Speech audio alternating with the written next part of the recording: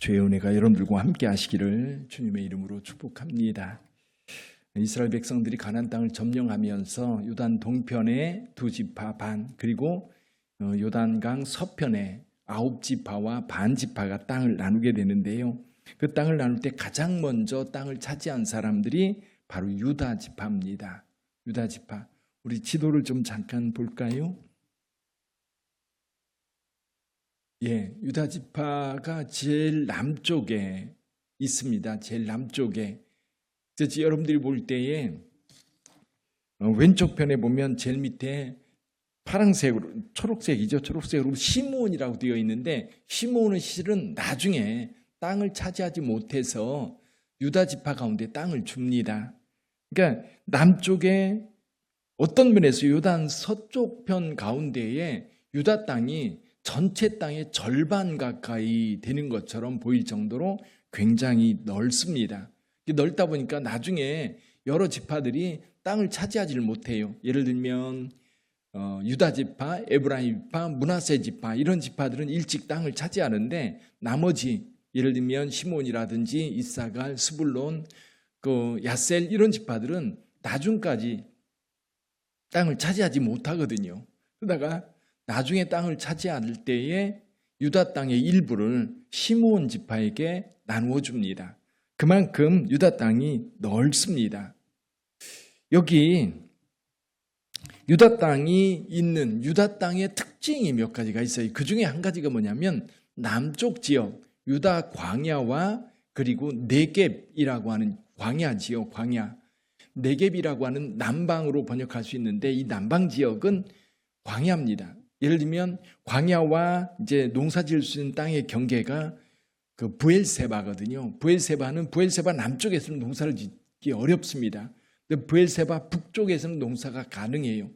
그만큼 유다 광야나 이 네겝 지방은 농사 짓기가 어려운 땅입니다. 근데 유다 지파가 바로 이 땅을 차지하게 되었던 겁니다. 근데 이 땅은 어떤 면에서 풍요롭게 살 수 없는 땅입니다. 근데 저 북쪽에 가면 이사갈 평원이라든지 이스라엘 평원 같은 경우는 굉장히 풍요로운 땅입니다. 농사 짓기도 넉넉하고요. 비옥한 땅이어서 농산물이 풍족한데, 유다 땅은, 유다가 차지한 땅은 광야 지역이고, 그리고 이제 남방 지역이기 때문에 농사하기가 참 어려워서 대부분 여기에서는 목축을 합니다. 또 농사를 지어도 조그맣게 이 땅을 조금 만들어 가지고 포도 농사라든지 올리브 나무라든지 이런 것들을 심어서 이제 농사를 짓는 그런 지역입니다. 자, 유다 지파가 여기를 차지하게 된 이유, 결정적인 이유는 갈렙 때문입니다. 갈렙 14장에 보면 갈렙이 이 산지를 내게 주소서 하면서 이 헤브론 땅을 달라고 여호수아에게 요청했던 적이 있습니다. 이 헤브론 땅은 40년 전 이스라엘 백성들이 가나안 땅을 정탐했을 때에 이 정탐꾼들이 봤던 성읍들 가운데 가장 견고한 성읍이었고요. 거기에 사는 사람들, 네피림 후손 사람들이어서 굉장히 뭐라고 그럴까요? 등치도 크고 그리고 우람하게 생겨서 이 유다 사람들이, 이스라엘 사람들이 그들과 대적해서 전쟁하기가 참 어려운 그런 겁을 먹었던 땅이었습니다. 40년이 지난 이후에 이 갈렙이 그 땅을 내게 달라, 그러면 내가 들어가서 그 땅을 점령하여 차지하겠다 이야기를 하게 되지요. 그래서 이 헤브론을 중심으로 한 남방 지역을 유다 지파가 차지하게 됩니다. 그러니까 여러분, 남방 지역을 차지하게 된 갈렙의 태도 또는 갈렙이 가지고 있는 믿음, 그 믿음이 성취된 거지요. 그리고 앞으로 살아갈 때도 사실은 유다 지파 땅은 하나님이 돕지 않으면 살아갈 수 없는, 어떤 면에서 보면 믿음의 땅입니다. 예를 들면 광야 지역을 지날 때, 이스라엘 백성들이 출애굽해서 40년 동안 광야를 지날 때 거기는 아무것도 없는 곳이었어요. 하나님이 돕지 않으면 안 되는 땅. 그러니까 믿음으로 살아갈 수 있는 땅, 이게 광야입니다. 유다 지파가 그 땅을 차지했다는 얘기는 믿음으로 살아가는, 그 믿음이 살아있었고 여전히 믿음으로 살 수밖에 없는 땅이라는 것을 말씀해 주고 있죠. 그래서 유다 지파는 다른 어떤 풍요로운 농산물보다 더 중요한 것을 뭐에 뒀느냐 하면 믿음에 뒀던 겁니다.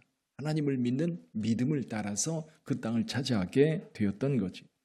또 한 가지 유다 지파를 생각해 보면 특이한 것이 있습니다. 이 땅이 가장 넓은 땅이고 나중에 이 유다 지파에서 이 다윗이 등장하게 되고 다윗 왕조가 형성되게 됩니다.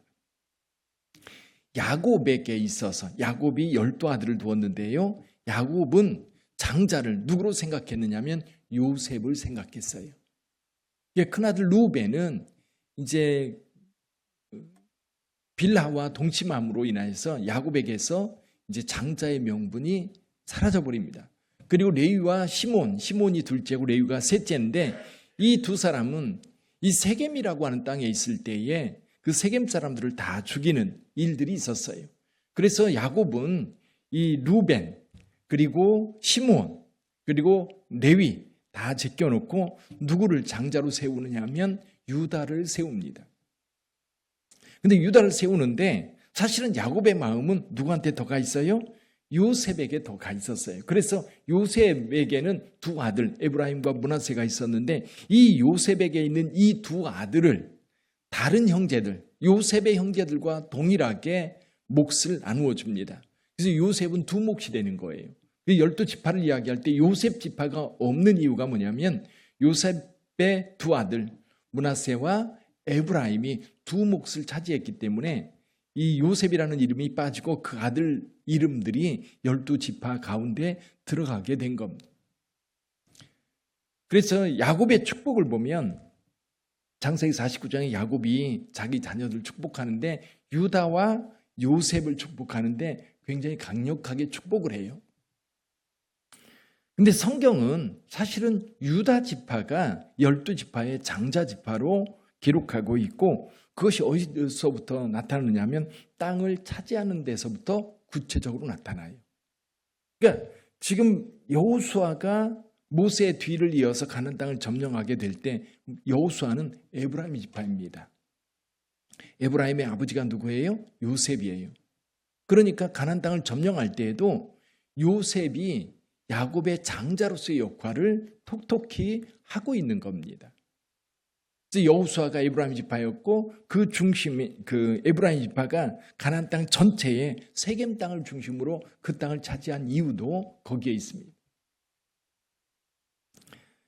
결국 유다 지파는 광야를 지날 때에도 여전히 그 장자의 어떤 위치에서 이스라엘 백성들을 이끌었고요. 땅을 차지할 때도 가장 먼저 땅을 차지하면서 장자의 지파의 역할을 담당하고 있습니다. 사실은 야곱의 아들로서 유다는 그렇게 특별하게 드러나는 부분이 없습니다. 단 한 곳, 이제 애굽으로 곡식을 구하러 간다고 할 때에 만약 베냐민에 대한 생각을 합니다. 아버지 야곱은 베냐민을 안 보내려고 하는데 유다가 말하지요. 내가 책임집니다. 그리고 사실 요셉이 베냐민을 담보로 잡으려고 할 때에 유다가 얘기를 해요.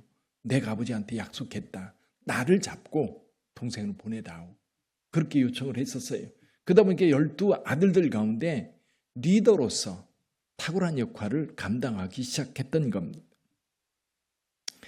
나중에 이제 다윗이 등장하면서 유다 지파가 이스라엘 전체의 이제 장자 지파로서 그리고 나중에는 유다 지파만 남게 되지요.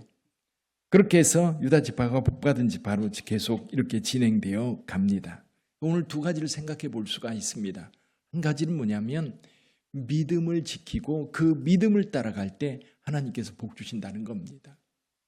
우리가 어떤 유익, 눈에 보이는 유익들, 나중에 이사갈 지파에 대해서도 우리가 볼 수 있겠지만 이사갈 지파 같은 경우는 풍요로움을 보면서 자유를 이 풍요와 바꿔요.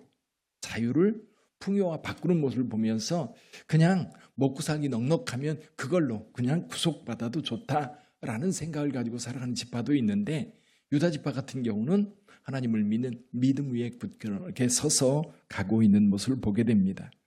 또 한 가지는 리더로서의 어떤 책임감 같은 겁니다. 그래서 그 땅을 차지할 때도 갈렙이 믿음으로 나가서 그 땅을 차지하는 모습을 보면서 여전히 믿음으로 행하는 것이 저와 여러분들에게도 굉장히 중요한 우리의 행동의 중심에 있다.